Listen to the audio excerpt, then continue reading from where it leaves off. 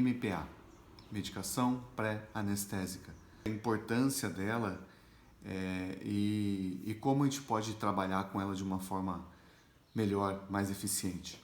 Bom, o que é medicação pré-anestésica, né? Para que a gente usa esse tipo de grupo farmacológico? Medicação pré-anestésica tem alguns objetivos dentro do processo de anestesia. É o preparo do paciente para o evento da anestesia em si. Então a gente tem como alguns objetivos dentro daquilo que eu preconizo numa anestesia, que é a tranquilização ou sedação, relaxamento muscular, analgesia e narcose. Esses são os 4 pontos que a gente sempre foca quando eu monto um procedimento anestésico. E a medicação pré-anestésica, ela entra para auxiliar principalmente o processo de narcose, né? O processo de anestesia, de manutenção de anestesia geral. Ele prepara o paciente e ele auxilia na manutenção da anestesia geral.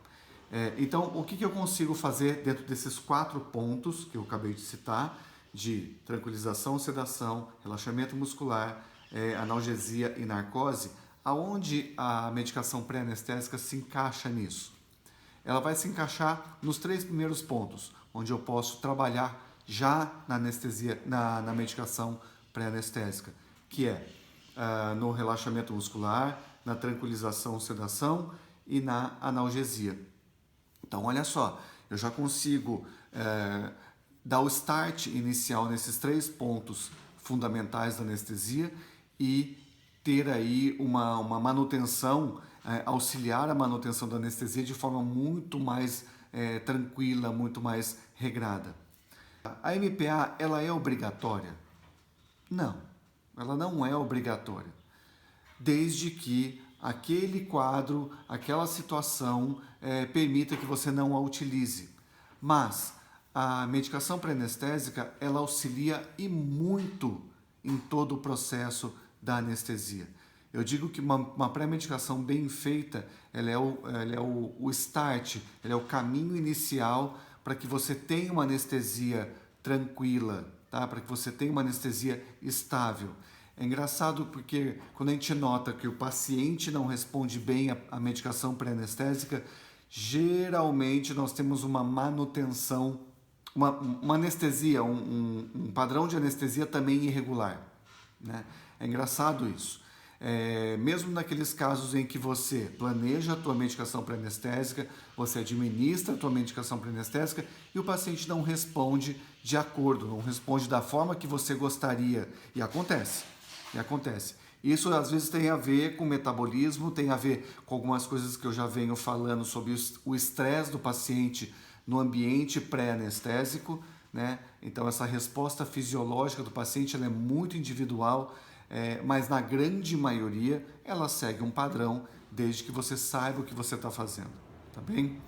Então, o que eu posso passar de experiência que eu tenho, né? De vários casos, ontem eu fiz 3 procedimentos na mesma clínica, tá? 2 dos meus pacientes responderam muito bem em relação à pré-medicação que eu fiz neles. Do jeito que eu gostaria, do jeito que eu disse para o doutor que iria acontecer. E o terceiro paciente, simplesmente meu paciente pareceu que não tinha feito nada, né? Então, esse tipo de oscilação, ela pode acontecer, tá? E a gente tem que estar preparado para continuar o procedimento do nosso paciente. Muito bem, como é que eu planejo uma medicação pré-anestésica, né? Ou, antes, quais são os objetivos que eu tenho de uma medicação pré-anestésica? Primeira coisa é o preparo do paciente para anestesia geral, tá? Dependendo da medicação pré-anestésica que você fizer, você consegue uma potencialização considerável dos fármacos de indução e de manutenção de anestesia. Essa potencialização de indução e de manutenção pode chegar a aproximadamente entre 60% e 80%. Exato. Então depende das associações que você fizer, das combinações farmacológicas que você fizer, você consegue reduzir entre 60% e 80% o volume de fármaco utilizado na indução e na manutenção anestésica. Eu começo todo o processo de analgesia na medicação pré-anestésica. Então, dependendo da combinação que eu fizer de anti-inflamatório, de analgésicos, de bloqueio, de coadjuvantes, né? Ketamina, Maroptan, eu também consigo já um excelente resultado analgésico do meu paciente. Eu consigo conferir tranquilização ou sedação do meu paciente. Então, depende dos dois grupos farmacológicos que a gente mais usa na pré-medicação, né? Os fenotiazínicos ou os alfa-2 agonistas. Então eu consigo, eu daqui a pouco vou sair daqui, vou fazer uma anestesia. Um dos meus pacientes que eu já sei, que eu já conheço, é um paciente cardiopata. Então eu tenho aí algumas restrições de medicação pré-anestésica ou alguns cuidados de medicação pré-anestésica para este paciente, tá? Então, provavelmente esse paciente eu vou usar um tranquilizante.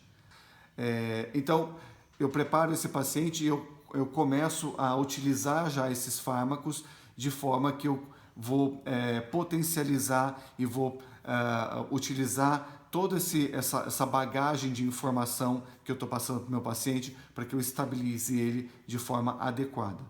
O que eu tenho de medicação pré-anestésica para utilizar em vias de regra nos meus pacientes? Eu tenho alguns grupos farmacológicos que eu tenho que saber, que é os anticolinérgicos, tá? Apesar de ser um anticolinérgico, eu estou falando de atropina, hoje dificilmente nós usamos a atropina como medicação pré-anestésica propriamente dita.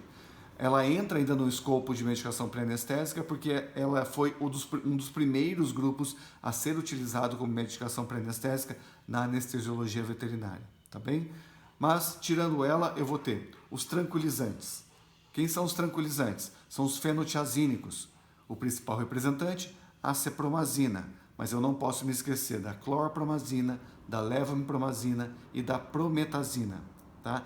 Semana passada, eu anestesiei um paciente com mastocitoma e eu utilizei a prometazina na pré-medicação.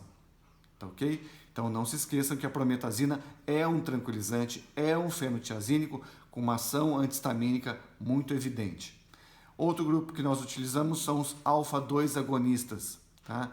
E aí o principal representante de alfa-2 agonista, hoje no mercado eu tenho a dexmedetomidina.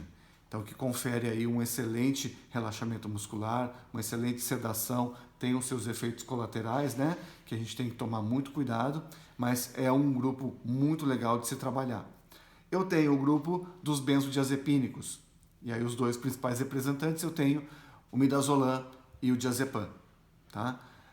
Também tem como principais efeitos serem miorrelaxantes, serem hipnóticos, tá? Conferem hipnose, mas eles podem conferir aí uma excitabilidade nos meus pacientes, então eu tomo alguns cuidados em relação a isso. E eu tenho o grupo dos analgésicos, tá? E aí nós temos que diferenciar esses dois grupos, que são os anti-inflamatórios, esteroidais e não esteroidais, e eu tenho os analgésicos centrais, tá? E eles ajudam bastante a gente nessa miscelânea da medicação pré-anestésica que geralmente nós utilizamos. Bom, o que eu posso indicar para vocês em relação ao preparo desse paciente com a medicação pré-anestésica? Não tem regra, tá? Cada caso é um caso, mas na maioria das vezes, a associação de um analgésico central com um grupo ou tranquilizante ou sedativo vai muito bem, tá? Tecnicamente, quando eu associo aí um tranquilizante ou um sedativo a um analgésico central, eu estou falando de uma neuroleptoanalgesia, né? Principalmente aos fenotiazínicos. Então, eu associo um fenotiazínico a um opioide, eu faço uma neuroleptoanalgesia. Já fica chique, né? Não é só uma tranquilizaçãozinha, é uma neuroleptoanalgesia. Eu brinco que às vezes a gente fala, não, isso aqui custa até mais caro só pelo nome esquisito que isso tem, né? Neurolepse, então, é essa tranquilização que a gente vai fazer no paciente e a analgesia vem dos analgésicos centrais. E essa potencialização de um tranquilizante a um analgésico ou um sedativo a um analgésico, ela é muito interessante. Dois motivos. Um, porque eu potencializo uma tranquilização ou uma sedação ao analgésico na questão da sedação do paciente, da tranquilidade do paciente, tá? E com isso eu reduzo as doses drasticamente desses dois grupos, tanto dos tranquilizantes quanto dos sedativos. Para você ter uma ideia, quando eu utilizava um tranquilizante, ele sozinho na MPA, lá quando eu me formei, eu aprendi que a dose era muito mais alta, tá? A 0,1 mg por quilo de acepromazina, por exemplo. Quando a gente passa a associar um analgésico a este grupo de tranquilizantes, a gente reduz essa dose para 0,01, 0,005 miligramas por quilo associado, dependendo do tipo de analgésico que eu estou associando. Então, eu continuo conferindo os mesmos efeitos do grupo dos tranquilizantes, associando a um opioide analgésico, diminuindo muito a dose e, com isso, reduzindo os efeitos colaterais de cada fármaco, que todo grupo farmacológico tem. Todo grupo farmacológico tem efeitos colaterais, tá bem? E aí, com o andar da carruagem, o grupo dos sedativos, ele entrou hoje em dia, principalmente com a dexmedetomidina, quase que dominando aí esse mundo da MPA, né? Ele é muito bom. Eu levei um tempo para entender e para utilizá-lo de forma correta. Hoje ele faz parte do meu... na verdade, hoje é quase a minha principal escolha, tá? Os sedativos. Mas eu tenho as minhas exceções, eu respeito as exceções que eu tenho que ter do grupo dos sedativos para utilizar um outro grupo, uma outra formulação na medicação pré-anestésica, tá bem? Então, só para passar, eu estou falando de associar um tranquilizante a um analgésico, um sedativo a um analgésico. Que analgésico? Eu tenho vários. Dentro dos analgésicos opioides, eu vou ter aí vamos falar aí de um tramal. Eu não tenho usado muito tramal para medicação pré-anestésica. Existe aquele conflito de que se tramal realmente é um analgésico central, de que se ele é só quase que um tranquilizantezinho leve. Eu não vou entrar muito no mérito da questão do tramal, mas antigamente nós associávamos tramal com um tranquilizante ou tramal com um sedativo, tá? Depois entrou o outro grupo de analgésico central, que ele é parecido com a morfina, tá? Tinha morfina também, né? Na verdade, usei muita morfina na medicação pré-anestésica, muita morfina, só que aí eu tenho os efeitos colaterais da morfina, principalmente a emese, a liberação de histamina, a ânsia de vômito, e isso quase que ficou como uma coisa esperada, e era esperada do uso da morfina, e considerando isso quase como um efeito normal, né? E ninguém quer um paciente tendo ânsia, vomitando, liberando histamina. A gente tem que evitar esse tipo de situação nos nossos pacientes, né? O que ajudou muito foi a introdução da metadona. A metadona, então, é um opioide analgésico central, e ela, por ser sintética, ela não confere esse tipo de efeito, não libera histamina, ela promove uma boa sedação. Eventualmente a gente pode observar ânsia, tá? Mas não é muito comum isso acontecer, e quando nós associamos então esse analgésico opioide a um grupo de tranquilizantes ou sedativos, a combinação dele é muito, muito, muito legal. Então, hoje, via de regra, eu utilizo como MPA a associação de metadona a esses dois principais grupos, tranquilizantes e sedativos, tá? Já utilizei muito a associação de um analgésico e um benzodiazepínico na MPA. Quais grupos eram esses? Analgésico, utilizava principalmente o fentanil, tá? Associado a um benzodiazepínico. Dava preferência ao midazolam. Então, fentanil e midazolam na pré-medicação. Pode ser feito intramuscular? Pode ser feito. Só que o fentanil tem um efeito muito curto, né? 15, 20 minutos no máximo. Então, eu tenho um time que eu tenho que respeitar do fentanil. Geralmente, esta associação eu fazia mais em pacientes mais críticos pela via intravenosa. Diluído, lentamente, tá ok? Uma coisa importante que eu estava deixando de falar, quando você associar um grupo dos tranquilizantes, tá? Principalmente os tranquilizantes, fenotiazínico, com um opioide, evitem fazer esta associação pela via intravenosa. Tá? Por quê? Porque os efeitos colaterais, principalmente dos tranquilizantes, ficam muito evidentes. Quais são eles? Uma sedação intensa, muito rápida e abrupta. Plum! O paciente desmonta na sua frente. E a vasodilatação que é esperado pelo uso dos tranquilizantes.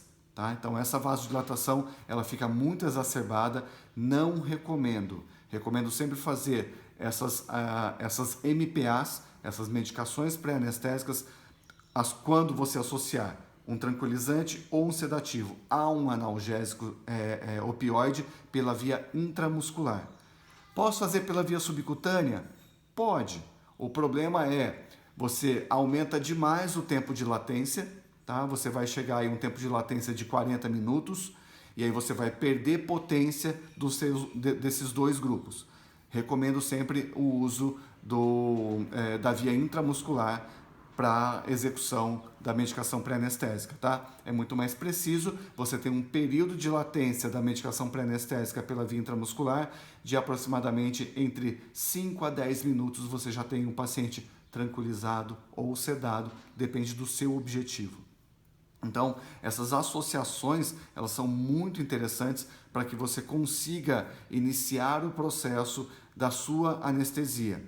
E aí você pode complementar, não é só isso que você pode fazer. Eu posso fazer só um tranquilizante se eu quiser, só um sedativo se eu quiser, só um analgésico se eu quiser, tá?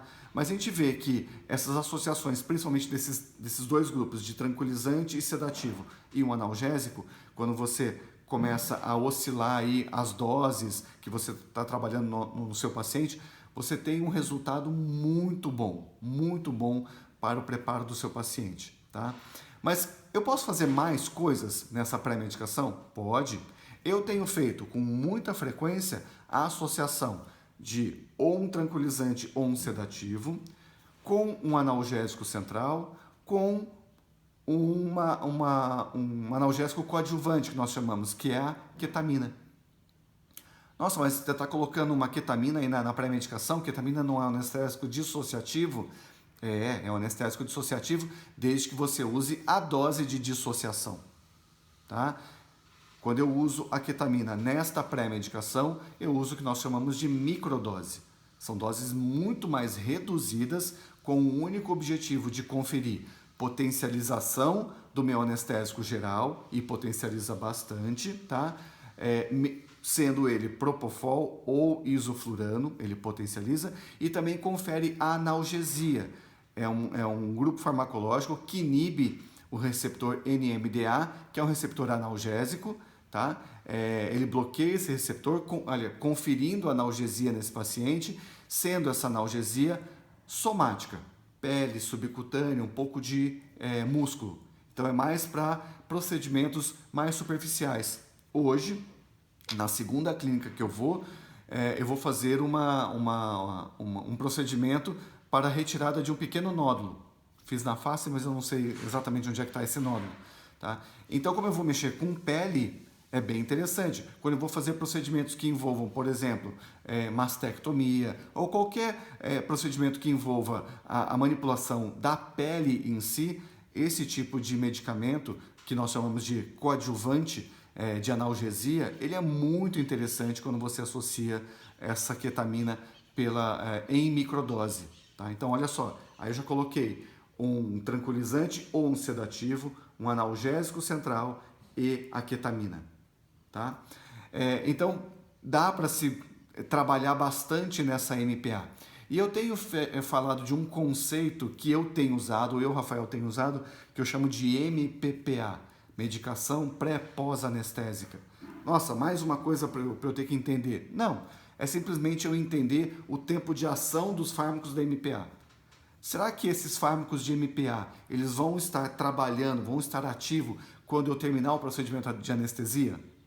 Se eu conhecer o tempo de ação de cada fármaco, Provavelmente sim. Então eu tenho uma medicação pós-anestésica, tá? Porque eu tenho que lembrar que o meu paciente tem que ser preparado para dormir, tem que dormir e tem que acordar, tá? De preferência, um despertar tranquilo, um despertar onde ele não acorde agitado, vocalizando, excitado, urinando, defecando, nada disso. Se eu não quero nada disso na pré, eu também não quero nada disso no pós, tá? Eu preciso comandar esses dois eventos de fazer ele dormir e despertar, para que ele tenha um transanestésico tranquilo.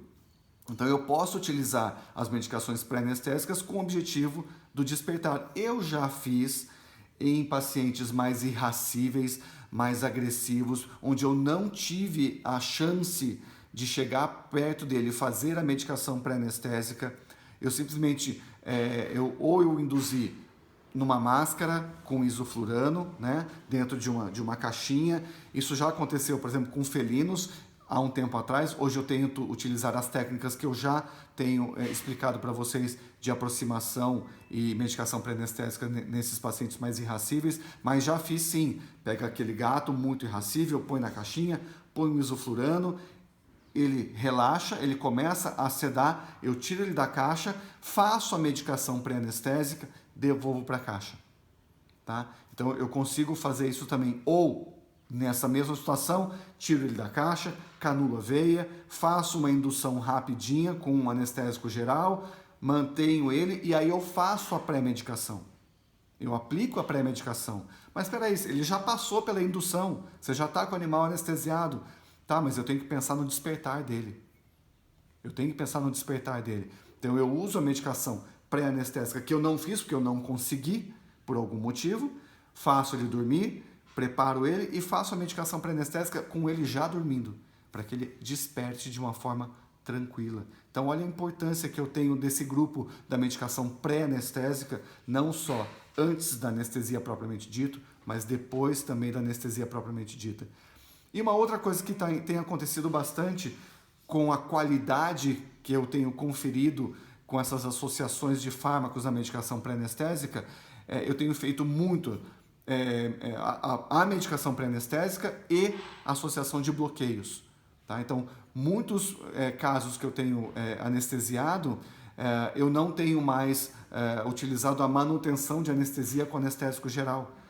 Tá? Tenho feito bastante, uma medicação pré-anestésica bem planejada, uma suplementação de oxigênio nesse meu paciente e bloqueios locais para que o meu colega cirurgião resolva o problema dele. Obviamente que eu estou avaliando que tipo de nódulo, a localização do nódulo e a extensão desse nódulo que vai ser removido. Não adianta eu tentar fazer esse tipo de técnica, por exemplo, para tirar um nódulo na pálpebra. Não vai dar certo, porque o meu paciente vai ficar piscando. Não é função da pré-medicação parar o reflexo palpebral do meu paciente. Então, não vai dar certo. Então, cada caso é um caso, tá bem? Não dá para ter uma regra geral. E uma outra coisa que eu tenho feito, vocês devem estar acompanhando, para quem acompanha também a equipe da Ativa-Vet, a associação nessa pré-medicação, principalmente quando eu tenho o grupo dos sedativos, do alfa-2 agonista, associado ao alfa-2 agonista ao grupo dos fenotiazínicos, usado na mesma pré-medicação. Olha só que interessante. Então eu uso um sedativo e eu uso um tranquilizante no mesmo processo. Então não esquecer, executem uma boa pré-medicação, avalie o seu paciente, veja quais são as necessidades dele, o que você pode promover de benefício para ele. Pensem na pré-medicação não só como pré-medicação, mas pré e pós, tá? Como ele vai dormir, como ele vai acordar. E como essa pré-medicação, ela pode auxiliar na estabilidade e na manutenção da sua anestesia geral, seja ela inalatória, seja ela intravenosa, tá? Depende do que você vai escolher para o seu paciente. Mas eu garanto para vocês, uma pré-medicação bem feita auxilia e muito na sua manutenção anestésica. Então, comecem a olhar a pré-medicação com outros olhos, tá? A importância que ela pode trazer para o seu procedimento anestésico e, de novo, segure as rédeas da sua anestesia, comande a sua anestesia e leve ela para onde você quiser. Com isso, você tem uma anestesia muito mais segura e de alta qualidade.